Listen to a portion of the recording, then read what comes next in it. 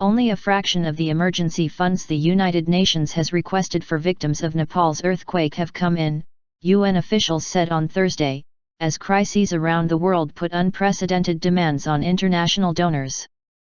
Of the $415 million requested by the UN and its partners last week, just $22.4 million has been provided.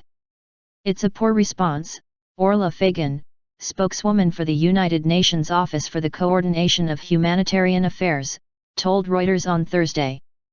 Fagan attributed the shortage to donor fatigue, citing more than a dozen other long-running international crises, such as the conflicts in Syria and Iraq, which are also making demands on donor nations. The 7.8 earthquake that struck northwest of Nepal's capital Kathmandu on April 25 has killed at least 7,759 people, injured over 16,000, and destroyed more than 300,000 homes. Nearly 2 weeks after the quake, aid agencies are still trying to identify remote areas that have not received help, with pressure building to reach people before the annual monsoon arrives in the next few weeks.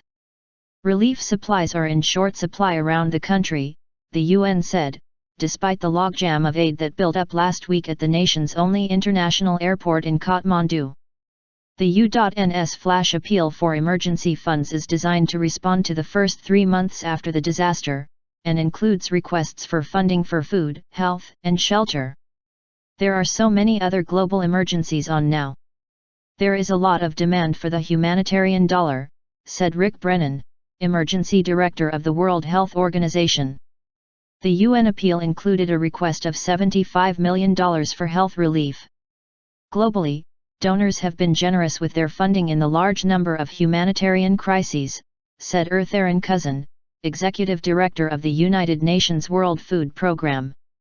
We raised more money than we have ever raised before last year, but we have more need, Cousin told Reuters last week.